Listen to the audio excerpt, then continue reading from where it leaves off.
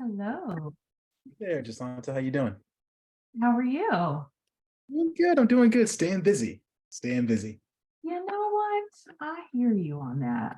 Um, I'm excited to chat with everyone today. A break from bottles and breastfeeding and diapers. I can talk with adults.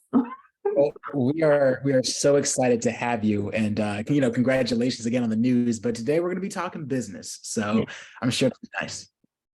Love it. And remind me, are you based in Atlanta? Just LA.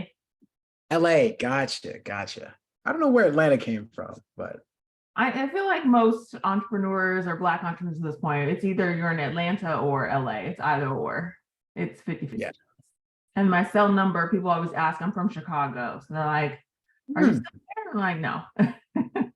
Really? So that's awesome though. So where'd you go to school? If you don't mind me asking. USC. So Okay, hence Chicago with USC didn't leave. I was not going back to the snow. My family actually tried to bribe me home when I graduated with a car. My dad was like, "Oh, I hope you get a brand new car for your job." I'm like, "You're not going to dig it out of the snow, so I might as well stay here." I love to hear that. My family, my dad's side, they're from the south side of Chicago after being on the west side. So I've got like 50 plus cousins and uncles and aunties, and everyone's out there. So got a lot of love for Chicago. Yes.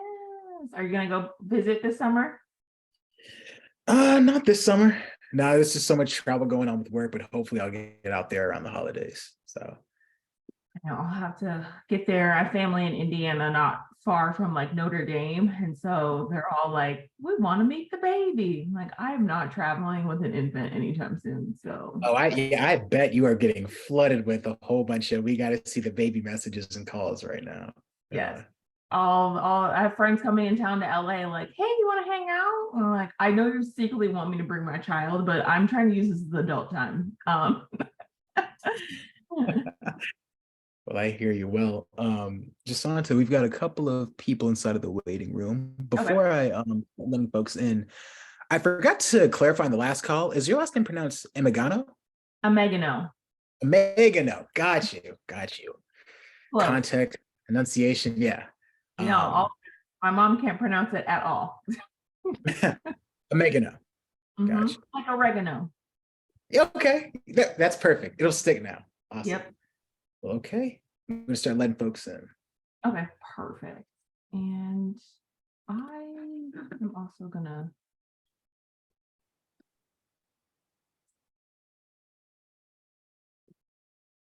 Do I have sharing privileges? I do. Okay. Yes. Once started. Hey. Good to see you, Rika. How you doing?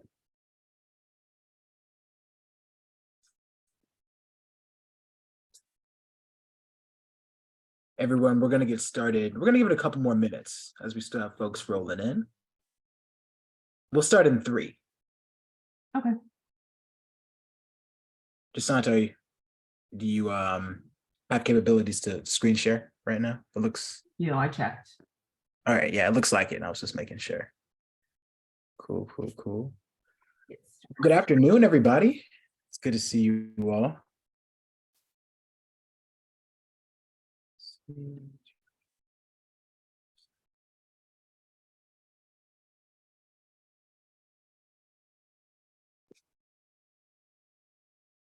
All right, everyone's just rolling in.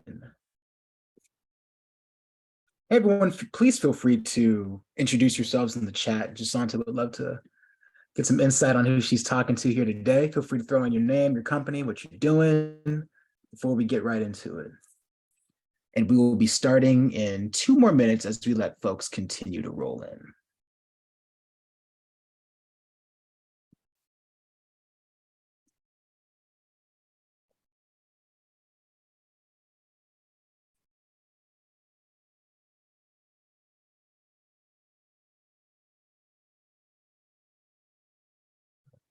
All right.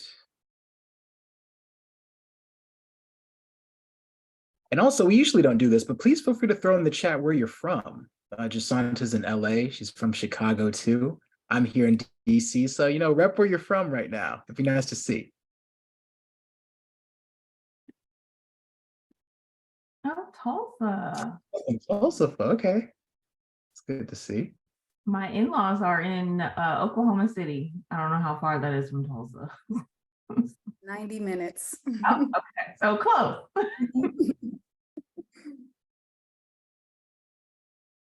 Josanta, you've got folks in Oklahoma City, Indiana, Chicago. You guys are just real Midwest folks, it sounds Yeah, like.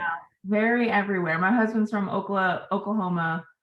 He's actually Nigerian, so I always joke with his family, like out of all 50 states, you guys immigrated and chose Oklahoma. Like you could have chosen anywhere. It's a hot happening spot.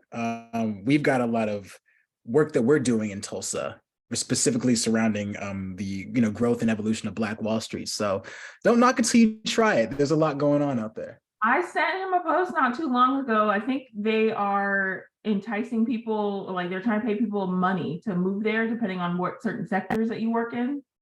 Yeah, Tulsa Remote, they pay you $10,000 to move out to Tulsa. Yeah, I was like, oh, okay, that can go a long way in Tulsa. Yeah, You think yeah. you're in LA? Most people speak very highly of the program, but it is 10K, so who's gonna complain about it? But Exactly. exactly. Well, everyone, good afternoon again. Thank you all so much for being here. You could be anywhere, but you're here with us. So we're going to do our part to make sure it is worth your while. I'm here with our great speaker today, Josanta Amegano. Sorry, apologies. Very, very experienced professional as it relates to retail. Josanta, I'm going to turn it over to you to give a little bit of breakdown surrounding your background, and then we can dive right into it if that's all right. Perfect. So again, my name is Josanta Megano. Here, retail specialist and consultant. Some of you guys I already know and are familiar with. A couple of you that we've had some conversations beforehand. So I do have a couple slides I can share, but also I really want this session to be catered towards you and where you guys are in your business and your journey. So feel free to, there's enough of us where you can kind of just unmute yourself, ask questions, feel free to put it into the chat. I'm very excited to be talking to adults. I'm 6 months postpartum and just welcomed my first baby boy on May 12th. So I'm excited to be talking to adults about other things besides breast milk, bottles, and diapers. I'm with you, sis. So I'm 6 months post with twins. oh my God, with twins? I'm pulling my hair out with one. Okay, bless you. Sending you all the vibes. All right, so as Ryan mentioned, I'm a retail strategist and professional. I've worked with a number of different brands, and here I'll share.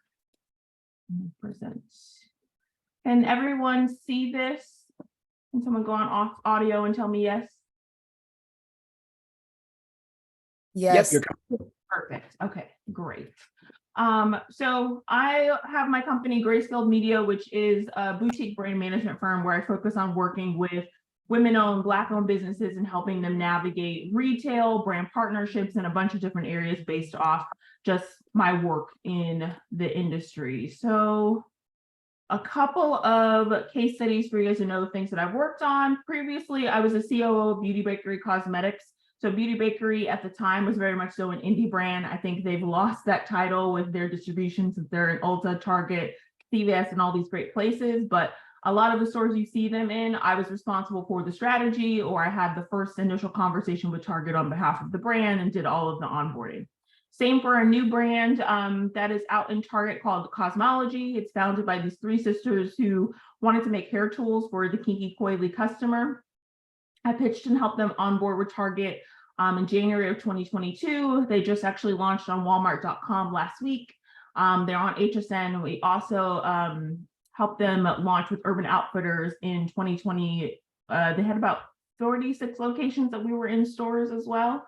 Also, most recently worked with Urban Outfitters on August Alsina's genderless skincare brand, Folk Beauty, getting them into Credo, and a number of other brands and things and such. So that's what I do on the consulting side. And then I also moonlight as VP of sales for Tony Braxton's body care line that's at Ulta called Nude Sugar. So I have my fingers in a lot of different pots. So while my focus and love is all things beauty, a lot of times, at least for the purpose of this session, I'll be a generalist and just give you some high level insight onto retail and just the landscape. But we can definitely, as a follow-up, have some one-on-one conversations about, where you guys are in your journey, if there's other tidbits that I can provide you. So that's just me in a nutshell, but I'll dive right in. But if there's any questions, again, please feel free to unmute yourself and just jump in and ask. So we have our types of retail chains. We really break them up. You have mass, your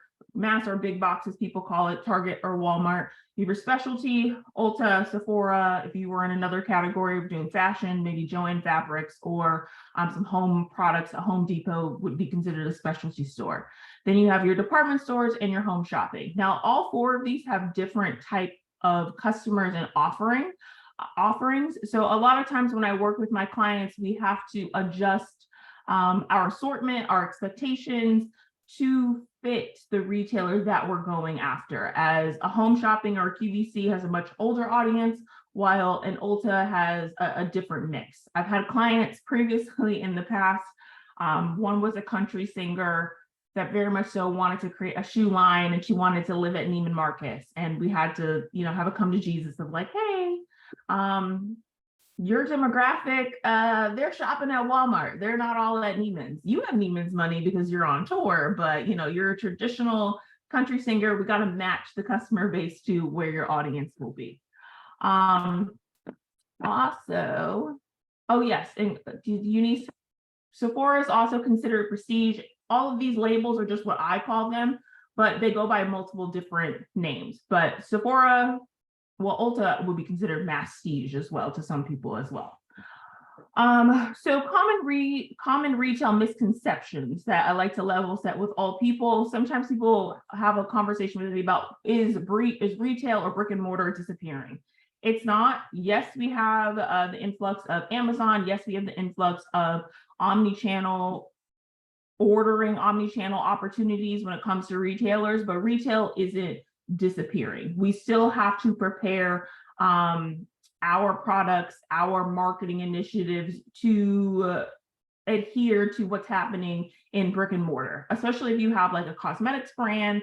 There's certain categories that lend itself for the customer to want to come in store, touch, feel, and experience your brand, but it's not disappearing. Yeah, it's not disappearing. It's definitely something that is a channel that you will want to explore when you're scaling your business. So you might have a great .com presence and you're looking to figure out, how to reach other audiences.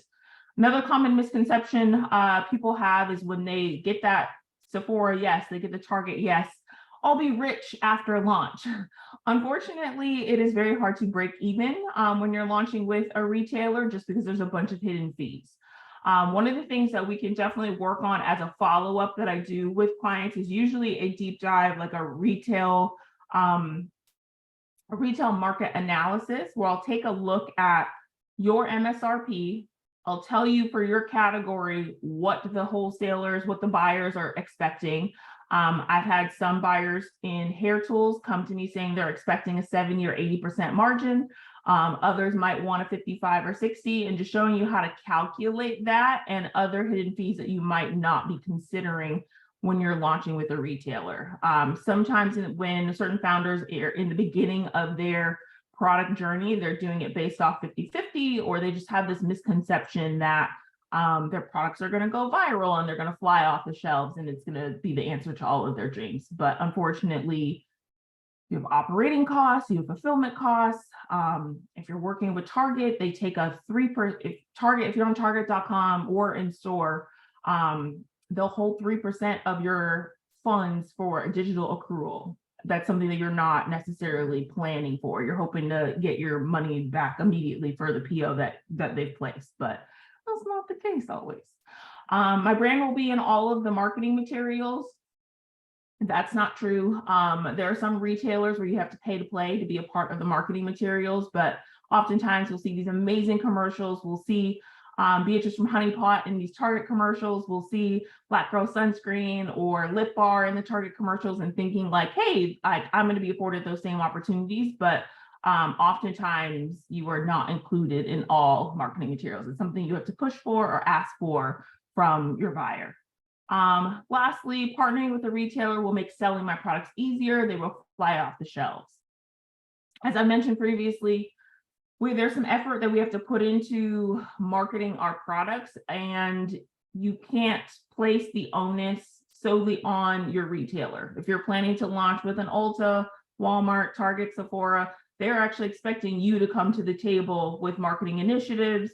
I've even had for a Walmart.com launch, I'm saying just .com, not even brick and mortar. The buyer made one of my clients put together a marketing plan to present to her. She wanted all the handles for all the TikTokers that we were going to go after just for a .com launch, where you're thinking like, okay, we'll see how it goes. Like you want to put, most founders want to put the most effort into like a brick and mortar and getting that traffic, .com, there are other things that you can work on. But for that particular partnership, she honestly was asking for a lot that didn't match the effort that I felt like they were putting in.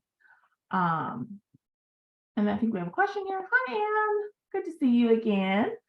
We are focused on sustainable, profitable growth. Please comment on your thoughts for which retailers are more or less profitable for brands, especially for smaller brands, where you may want to roll out in more profitable settings before less profitable. That's a great question.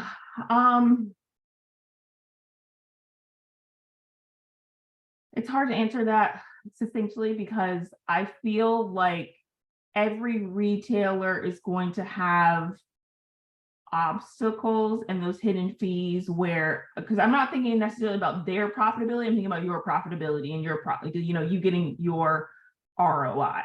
And then also the ease of being able to work with them. If I'm being honest, I have criticism for every single one of the retailers for different reasons. And I'm just laying it out here straight. So if Urban Outfitters were to approach you, I would say from an effort perspective, Urban Outfitters, especially even if you guys you're focused on sustainable growth, but I don't know if you're focused on sustainability for like your actual products. Fulfillment for Urban Outfitters is absolutely terrible. They make you take your product, put it in bubble wrap, then you put it in another bubble mailer, and then you have like 2 levels of stickers that you have to do just before it goes in the box to ship to them. So it's just like, if you're focused on sustainability as far as your products, that just like from a green perspective, you're like, if this is icky, I wouldn't want to work with them. And Wendy said we didn't have a great experience working with Urban Outfitters. I did not either. A lot of people like to use them as an entry level point to test out their retail strategy and their fulfillment, because you can work with Urban Outfitters without needing EDI or 3PL. Like you can fulfill it on your own. So it's a good one from that perspective, but I don't enjoy working with them. But to answer Anne's question,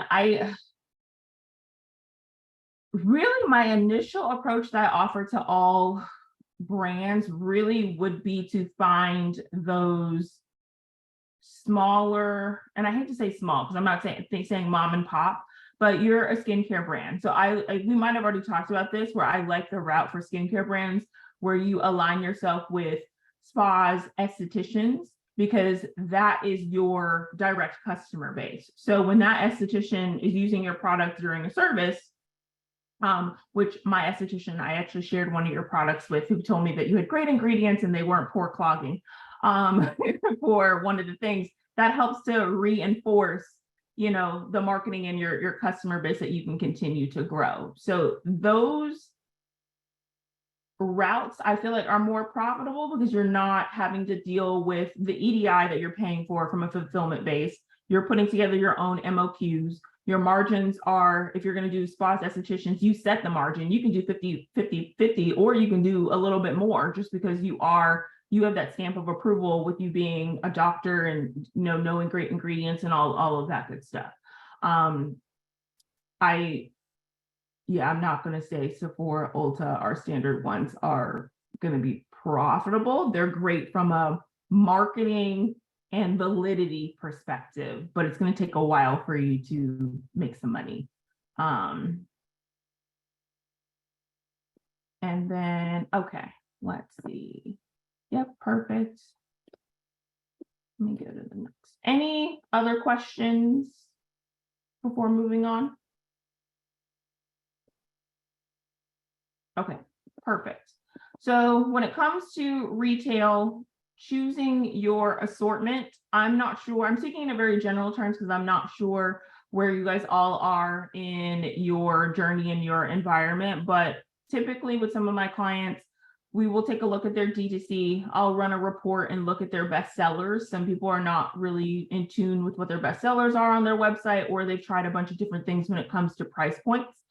So when we're communicating with our buyer, we want to make sure that we offer them, if you have 50 some SKUs, especially if it's a cosmetics brand where you have different colorways, focus on being very succinct in what you're offering them in your conversations and during your pitch, and focus on those best sellers. And then also when we're doing like a retail market analysis, we want to understand, how does your price compare to others? Are you a couple dollars more? Are you a couple dollars less? Do you fit in the middle? Because those are things also that you can communicate to the buyer of, hey, I'm at this price point that might be $2 more because I'm using a premium ingredient, or because most products are all paraben-free, vegan. Those buzzwords are not enough to get you shelf space or market share. So there has to be like a clear, as I have here, a point of difference for your products when you're choosing your assortment. Be able to highlight what makes your products different, and do not rely on the buyer to tell you about your category. That is one of the things that I hear often from a bunch of buyers that I speak to across the board from various retailers. Oftentimes the brand is looking to them to tell them about their category and their industry, and that's not the way to go. You are the expert, so offer that expertise to them and highlight that. So whether that's a CBD brand or something else that you want to work on. And then also, as I mentioned, even with the presentation that we had to do for just a Walmart.com, showing how you would drive traffic and value, or pointing out just the white space that exists. So if you know, hey, they're catering to the Black customer, but here's a segment that you're missing. I had spoke to a different brand founder who specifically was creating products for like the lock community. I had never considered that. That's like a special sector within our already hair care market where they don't feel like they're spoken to. And that's something that you can highlight for the buyer that would be different. And then providing the unique education. And it looks like from Eunice, can you speak on the spa and esthetician market? Are you you're asking in general for me to speak about it, or do you have like a certain area? Or from what I mentioned earlier, if you have a skincare brand, spas, estheticians, those smaller mom and pop stores, I like for skincare brands, because that helps to validate and increase who your customers are. It's a lot cheaper than going like the bigger retailer route. Also, you don't own that customer information. There are smaller spas, estheticians, and those. Oh, how do you get into those outlets?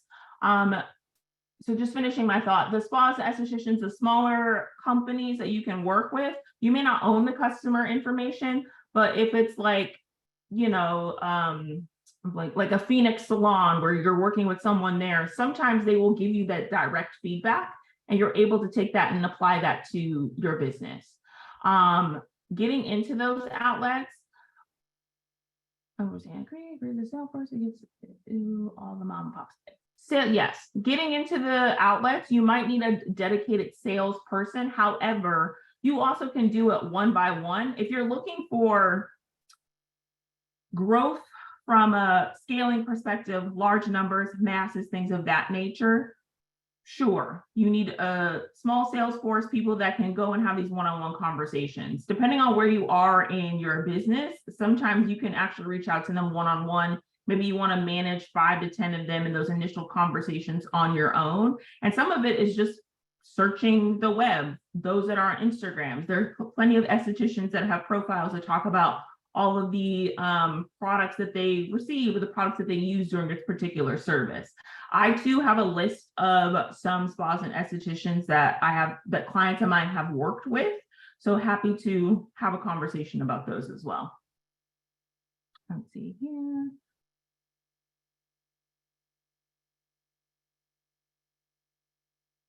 Perfect. Okay. Any other questions before? And feel free to come off mute, anyone, if you want to just verbally ask your question as well.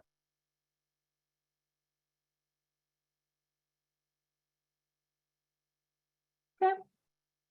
Actually, Josanta, it looks like we have a couple. And Anne, let me know if this is no longer, important, but Anne was asking, can you speak more about Ariel? Like, what do they do? Are they a distributor? Could you clarify on that?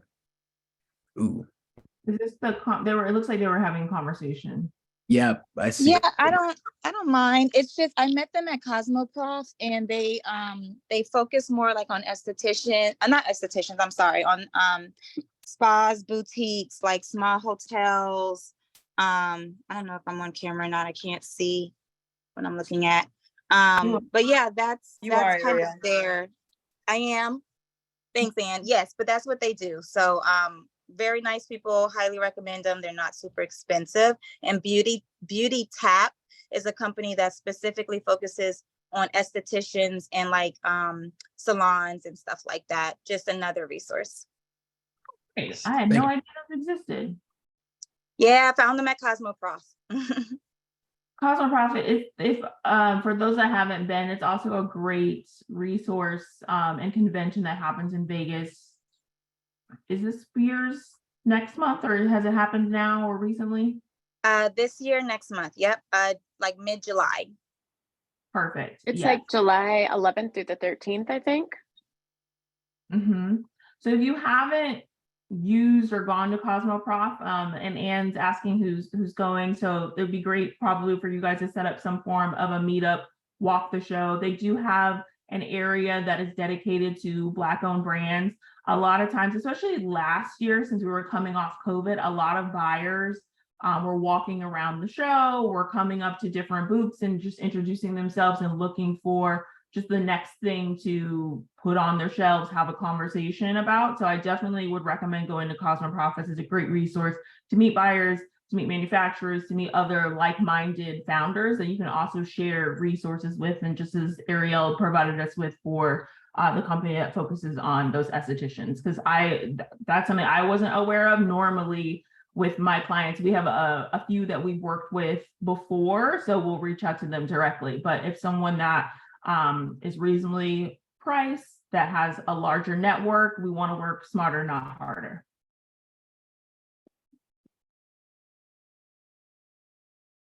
So does anyone have specific retail questions for their business? Because I know I'm speaking at a very, very high level, and I don't want to offend or dumb down anything based off where some people's experience. Because I know Dorian's in a bunch of different retailers. I know Anne's been speaking to some from previous conversations that we've had. Hi, Josanta. My name is Mercy. I am in the nail care industry. I basically sell press-on nails and soft gel nail extensions. I have been thinking about going into retail. Question is, does your company Grayscale Media, do they help with like placement, and how does that work?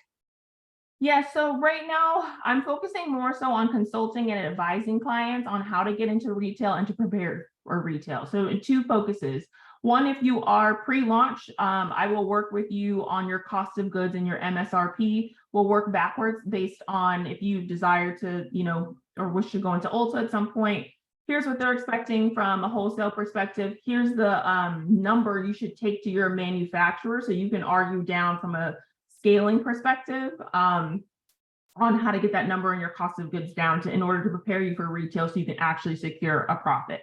So that's one way I work with clients. Another way, like I had mentioned earlier, is doing that retail market analysis, where we'll figure out your go-to-market strategy. We'll figure out what your assortment should be for retail. I'll also audit your cost of goods. We'll discuss your fulfillment setup, whether or not you're still self-fulfilling or need a 3PL, which retailers you should consider depending on your setup.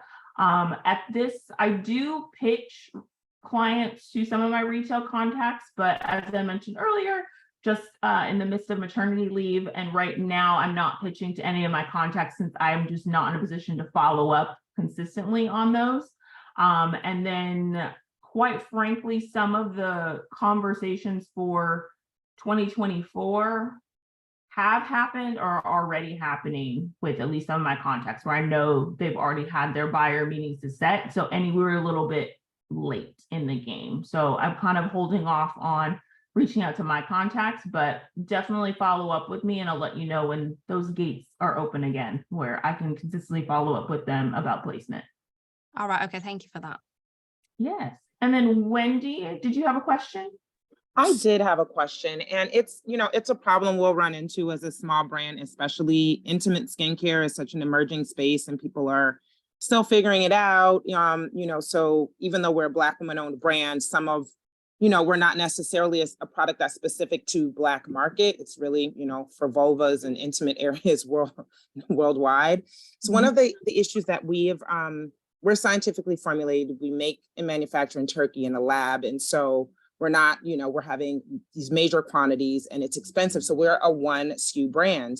And I've asked this question in other meetings and, we get mixed feedback, but it's always a block, like the Ulta, Muse accelerator, we applied, but they clearly state multiple products and we're a one SKU brand. And I'm okay with that right now because it's still, again, emerging. There's a lot of education, like what is a vulva and why do we need to moisturize our intimate parts? And so, but it is like disheartening and it is frustrating when we know we have a damn good product. And even though there's one, that it can definitely compete with some of those that are getting shelf space, which is why we kind of shifted to wholesaling to estheticians. So that's why I was telling you, Eunice, you were giving the right information. Instagram direct reach out has been golden for us with SDs and those sorts of folks, but just still wondering, like, is it the focus really for us just to get one more SKU so we have more than one, or, do I keep pushing just with our one that I know is viable? Oh, that's a great question. I definitely would push for, I would wait until you have more SKUs. There's a couple of reasons for that. On the retail side, from a shelf space, they really like for you to have an assortment. There's not many kind of one-off products that you see. There are exceptions to that rule, but typically when it comes to a brand and they're going to afford you that shelf space, they want you to have anywhere from maybe 3 to 5 SKUs is really kind of like that sweet spot for you to kind of have a conversation with them.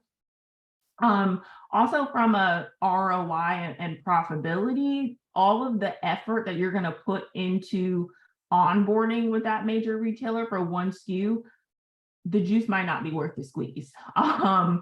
You're going to have to, if we're keeping in mind a Sephora, Ulta, Target of the big leagues, you're going to have a 3PL, you're going to be EDI capable, all of those things that you have to do from a process perspective for one SKU, it's a lot. So I honestly would continue with the focus that you have with your spas, your estheticians, growing that market. And then as you continue to also work on your DTC, you have marketing that makes your product continue to go viral. Once people come to that site, they're going to see the assortment that you're starting to round out, and it might be a little bit more beneficial, or the buyer can wrap their head around placing that assortment into their store. But it is hard for one SKU. I have a client that is technically 3 SKUs, and they've been told by Ulta no, just because their category and how their assortment is set up.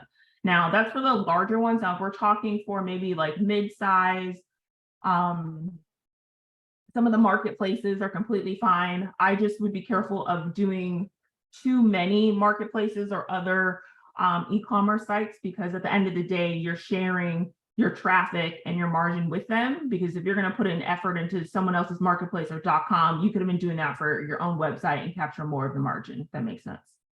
Girl, were you like in my head, in my notes? That was my next question. That was so like great, because we have been getting hit up about more marketplaces. I said yes to Poosh, and that's like kind of coming up lately. And I was going to ask if you had any experience with them, but I'm like, why am I spending my time to drive people to other sites to buy when they can come to ours? But you just hit the nail on the head for me with that. So thank you so much. No problem. I have not worked directly with Poosh. I've worked with Goop. Do the ones that make sense. Poosh, Goop, they write articles about your products typically, and then they'll launch them on their website. There's like an editorial component that you can get out of it, so you can take that link, put it in your own SEO, your blogs, and create like a circle for it to link back to. But some of these other marketplaces, unfortunately, I feel like I get hit up every week of, I'm a Black-owned marketplace, and there's 13 Loon top tier. That's one that you can go on. Black-owned market, great. Those are all awesome, the ones that are name brand. But there's also a bunch of other ones I feel like they're coming out of the woodwork that don't have the traffic that aren't comparable. Like do the ones that make sense, because you're actually absolutely right. You're going to capture more money and effort for your own website versus driving the traffic there. Unless that retailer, like I said, you're getting the editorial article on it, or they're offering you something where you can capture the customer information where it's valuable to you. That's how I weigh saying yes or no to some of the sites.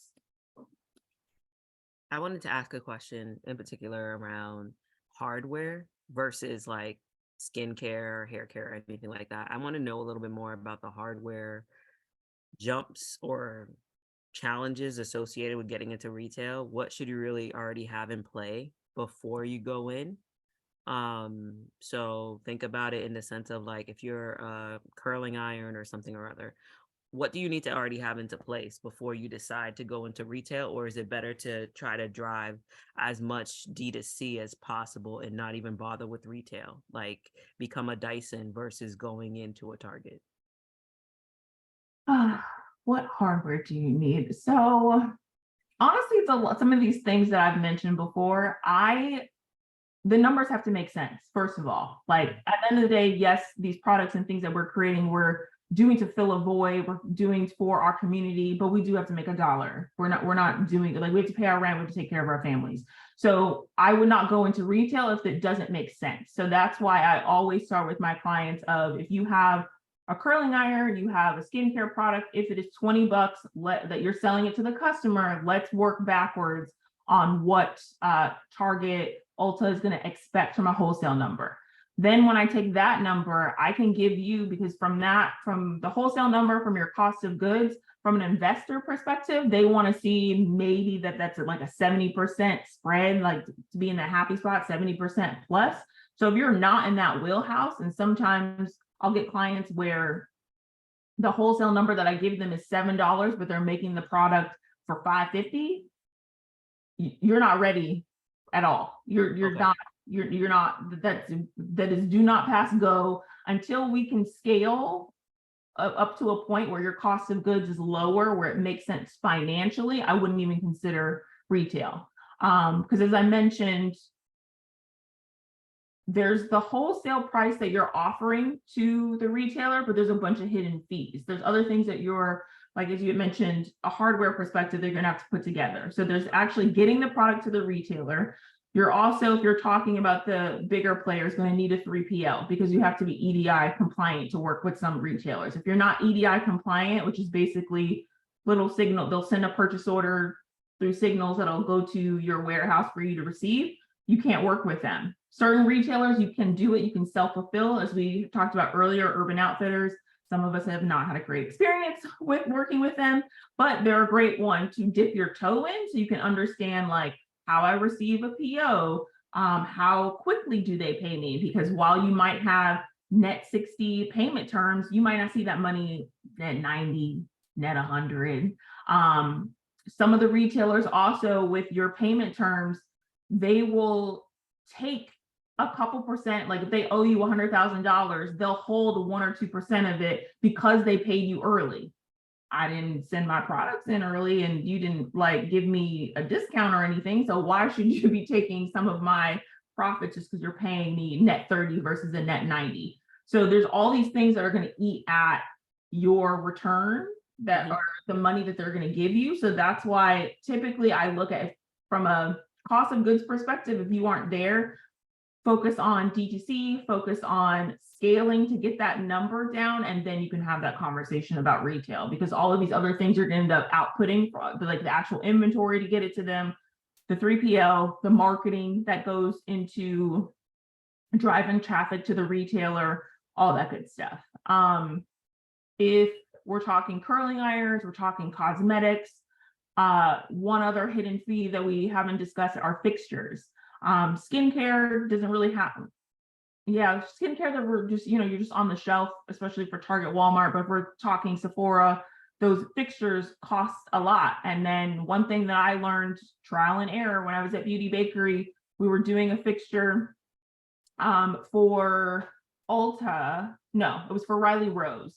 And I got the size of the iPad wrong. So I had to like basically scrap all of those fixtures, and fixtures cost more when you have to buy them like individually versus in bulk. So we've already like set aside our little budget to get our fixtures and gondolas put together. And then on top of that, when it got delivered to Riley Rose, they damaged it.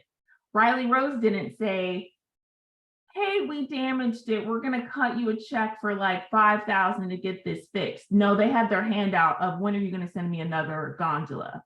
Oh, I don't have another 5 to 10,000. Like, I'm a small brand, we're trying to grow, we're trying to have the presence and the visibility. Just, they damaged it, you would have the expectation they would help you out, but no, they're not.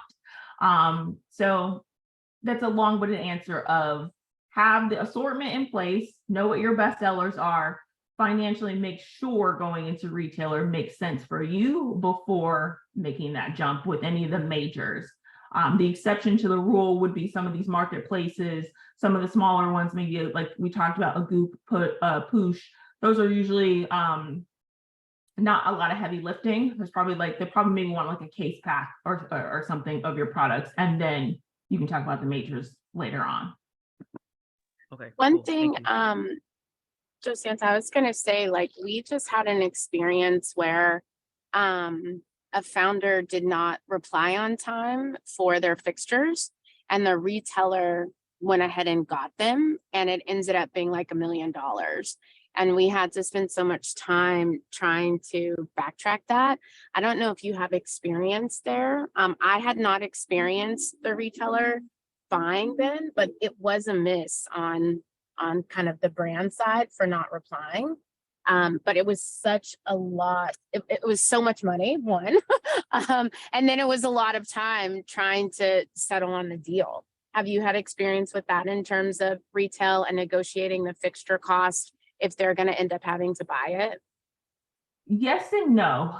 I haven't had an experience where they've actually bought them. I have had experience where early on in conversations, after making that mistake years ago with Beauty Bakery, flash forward, client of mine was having conversations with Walmart to do an exclusive cosmetics line with them. So early in our conversation, we told them flat out, we cannot afford, because for Walmart, it's different than Sephora, or Sephora creates, you know, the fixtures where you come in and that's crafted from scratch where your product fits directly into it. But with Walmart, they have those acrylic trays, and you would expect, hey, you know, they're taking out one palette from NYX and they'll slide mine in. No, we apparently still had to pay for those, even though they're already in the store. So we told them at the outset, hey, we can't afford past this amount. If you're looking for us to be an exclusive line for you guys, then you're going to have to come up with the cost. They're still in their negotiation process because it's a completely clean brand that she's creating for them. So it's a couple years in the making, but that was something that was also, we were able to leverage because it was going to be an exclusive line for them. But yes, that's definitely one thing to make sure of when you're having these conversations with your retailers, is making sure to reply in a timely fashion. Now, they might not reply in a timely fashion. They might send that email at 1:05, you'll reply Exactly. at Exactly. and then they'll take 3 months to answer that one question, but you have to make sure to be on top, because that's wild that they went ahead. They must have really wanted the brand if they move forward with grabbing the fixtures, because I've never seen that before. But definitely just something to be mindful of, depending on your category and where you would sit about the actual fixtures, and having that conversation early with the buyer about whether or not they can help cover what you can afford. Obviously, we all might have a champagne taste, but a beer pocketbook. So grabbing the contact info for their preferred vendor for the fixtures early in the conversation also will be helpful. That I've done and asked for at the outset of talking to buyers of, hey, you're interested in my clients. I want to understand your onboarding for your shelf space. Who is your preferred vendor? Array, if it's Array, who give me the contact info so we can start understanding what that price looks like. So that's another fee that I didn't even mention. But thanks, Kendra, for throwing that out there. Oh yeah, no, thank you. This is great. I know you've done it so much. I have had better experience with Walmart, just especially from the Black owned perspective, But Mhm. no, thank you. This is really helpful. No problem. And then let me jump in. There were a couple questions I think I missed in the chat. Can I see the first slide again with the different distribution channels? Yes. And these were just examples. Obviously, this is not an exhaustive list. And this is just how I refer to them. Sephora is also prestige. Mass that I have here, Target, Walmart, also called big box. But this is how I place them in different buckets, because generally the strategy and how you have to market and talk to that customer is roughly the same. Beverly asked, what was the name of the website? You mentioned Goop, and what was a Poosh? Poosh is Kourtney Kardashian's site. They're honestly very similar for wellness.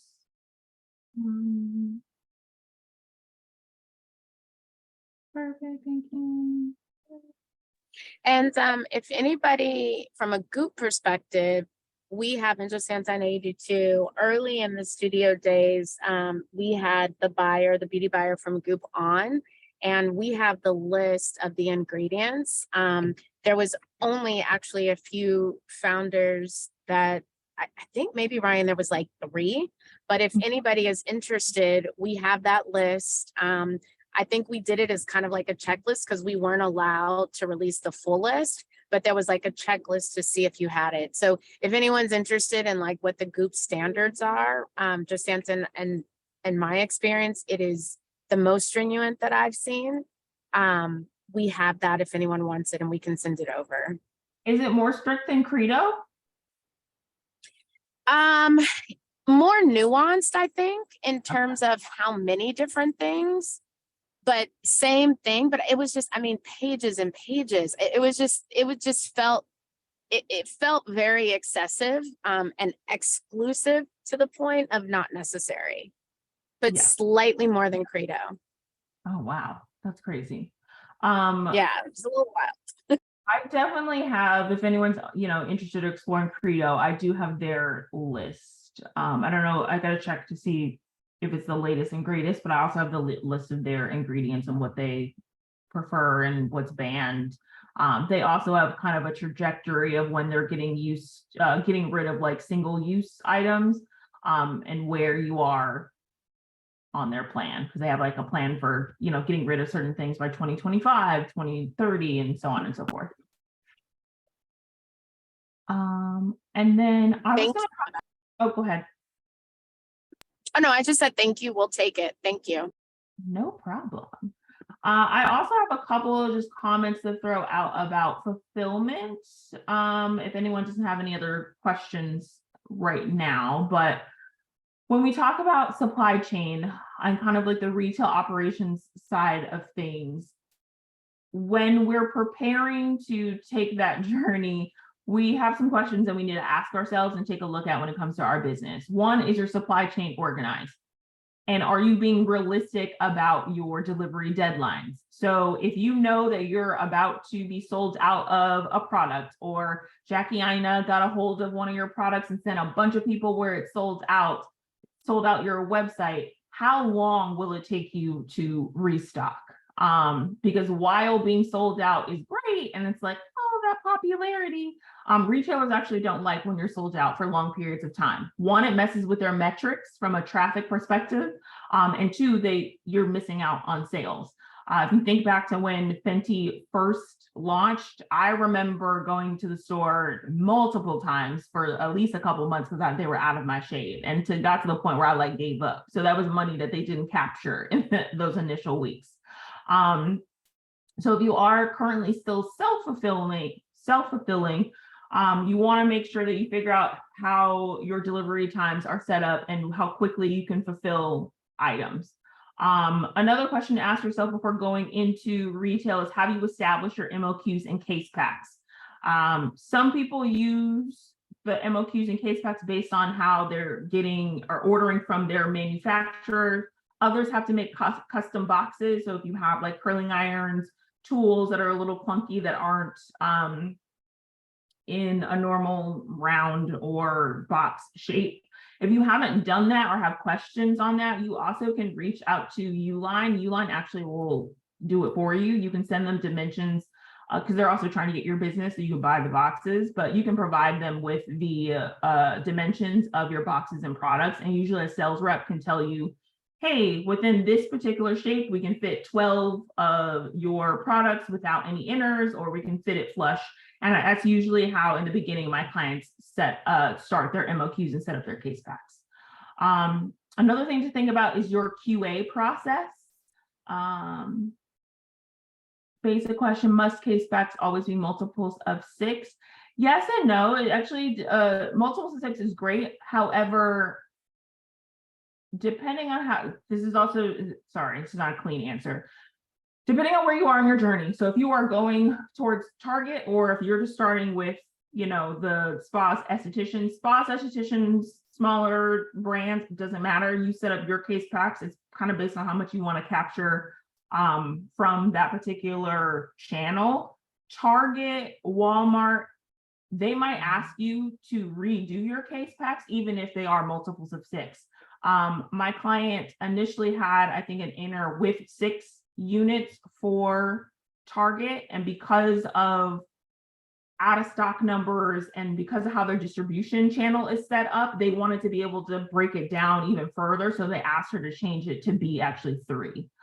Same went for Walmart, where for Walmart.com, because of where the distribution channels or distribution centers are set up and where the items are mailed and how many they want to have at each center, they requested for us to change our case packs. We declined because I'm not doing all that work for .com. If they gave us a store, then we would, but wasn't trying to do all of that for a .com play. So multiples of 6, yes, but whatever you start out with, they might actually change.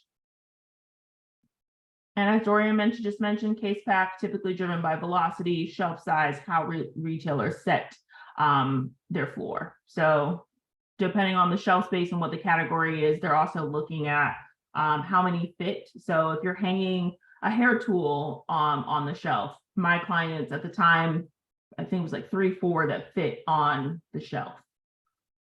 So, where was I? Your QA process.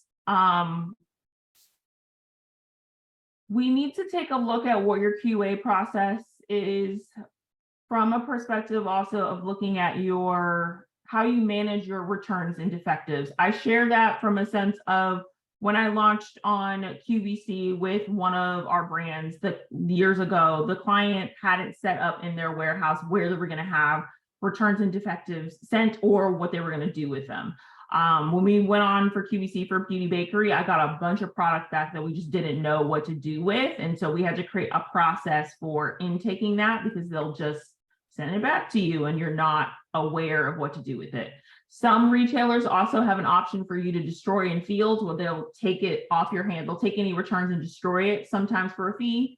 Other times they want to send it back to you. So being aware of just what to do with those products. For cosmetics, we made it where any marketing photos or photography, where if they were just trying to do something for Instagram, they would have to take it out of returns and defectives versus taking some of my fresh, clean palettes and breaking it for the sake of a TikTok video.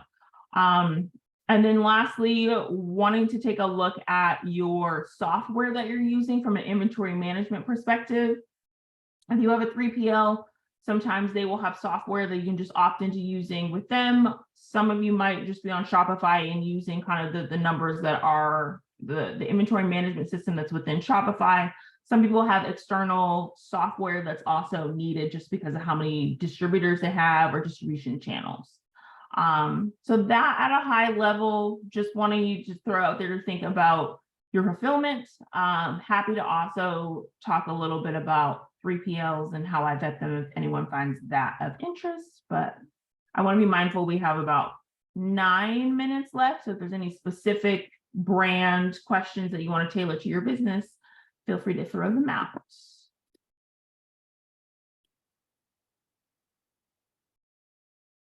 Any other questions, you all? This has been a great session, by the way. I mean, so thorough. You really, really know your stuff, and it shows. So we really appreciate the time. Well, thank you. And Thank you for coming out of maternity leave. I was like emailing you and you're like, hello.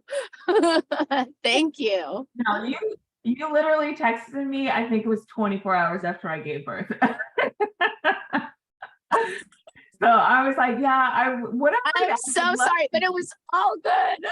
No, it was all good. All the vibes that I take. So I wanted to come out, obviously be able to speak with adults and not focus on breastfeeding and ounces and all that good stuff. So if Ryan connects any of us, if you guys have follow-up questions, as I mentioned, happy to work with any of you on specific projects that you may have. So ignore the out of office. I am peeking in as I slowly get back into the swing of things. So how do we Well, reach thank out to you you? so much. I think someone had something. Okay. Do you have any Sorry. questions? I was asking, how do we reach out to you? Yeah, Yeah, go ahead. feel free to email me. I'm going to add my email at the very bottom of the chat and the founders that email. Either one is fine. Let us know what question you have, and then we can then connect you to Josanta from there. I want to be respectful of her time given where she's at right now. So we're going to initially screen and filter, but feel free to reach out to us in the meantime. Great, thank you. Yeah, I just yeah, want to yeah. tell you, I'm so with you on the getting away and speaking to adults thing, and I think I ran too fast to come back. But I appreciate that you came out and you spoke to us, definitely. So I just want to let you know. Thank you so much. No, I hear you. This is actually this project, and anyone that reaches out from Brain Trust will probably be the only thing that I'm working on for the next few weeks. Everyone else is still on mute. You're so sweet. Thank I'm you. not trying Even to though I come out. texted you. Yeah, I'm not trying to come out too fast. So this has made it through the floodgate. So that's why Ryan is so graciously screening and going to send some things to me. But everyone else, because if I were to tell them I'm back online, inbox will be a little bit crazy. But I hope you guys all found the session very, very helpful. Again, I know I spoke at a very high level and all of you are at different spots in your business. So feel free, let's have some conversations one-on-one, because I don't want it to feel like, you didn't get what you needed out of the session.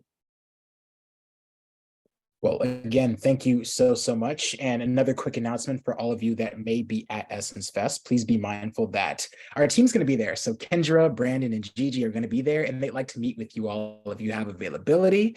We're going to be hosting a Founders Happy Hour in the Renaissance New Orleans Arts District at the Legacy Kitchen Tavern. So I'm going to go ahead and add the flyer in the very bottom and just leave the Zoom going for the next couple of minutes for you all to take that information down. So yeah, if you have any availability and you're going to be in the area, please reach out to us. We'd like to have fun. We'd love to see you in person and connect. So feel free to hang on for a little bit. I'm posting the flyer in now, and we can, go from there. Enjoy your day, everyone, and thank you so much for tuning in. I have a question. Is there a chance that maybe there's a power cord at the happy hour I could use? Good question. I can't confirm, but what I can do, I'll talk to Gigi and the team who have been kind of taking the lead on getting this venue set up for us. I'm sure they have plugs. Most places have plugs, but a Ryan assessment isn't good enough. So let me get a guarantee for you. I'll reach out and we'll Okay, I appreciate it. I will be at Essence. If anybody else is there, I want to connect somehow, some way. Have a good one, everybody. Come to the happy hour. Then we can all be together. I'm And coming. please I just send want a me- power plug, Kendra. I want to show you what Is it like an extension? Because I need to see this. I really, really, really want to see this.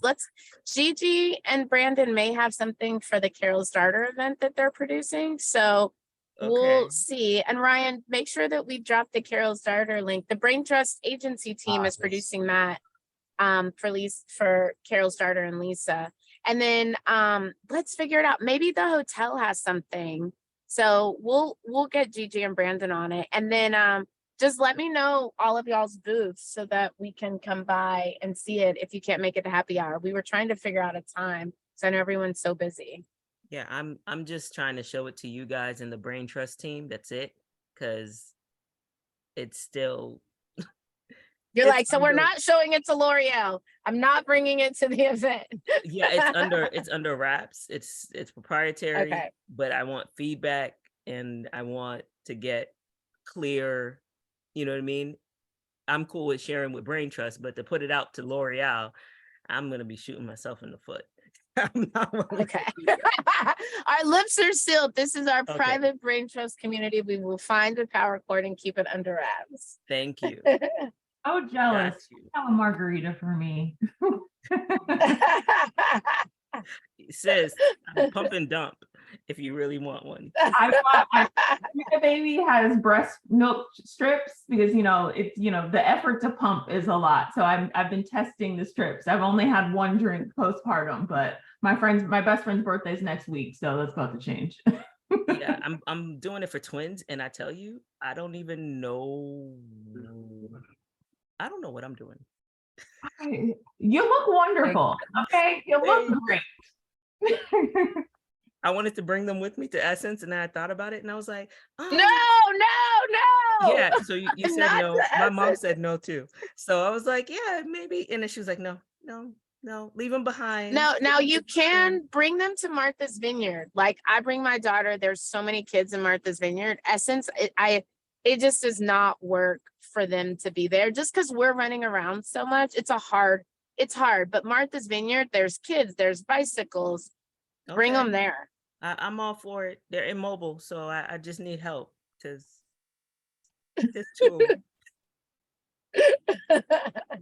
Anyways, pump and dump, have fun. I'm at Essence tomorrow, and I can't wait to see everybody on the team. And I'll go walk and see everybody's brand and be excited about it. But that's a good point. We'll share it. We're trying to collect everybody's booth information too. So as soon as we get, you and I will be together, but then as soon as we get it, we'll drop it in the app so that people can just like support each other because people are doing some really cool things from the studio. oh, sounds good. All right. Good idea. Okay. And everyone, again, please feel free to RSVP if you'd like to stop by the NOLA Founders Happy Hour at assistant@thebraintrust.com. I'm going to re-copy it in the very bottom. Dorianne, thank you so much for adding those flyers as well. We're going to get those posted. And yeah, can't wait to see you all in New Orleans. Take care. Bye. Safe Thank you, travels. Ryan. Bye, everybody. Safe travels, guys. See you this week. Thank you.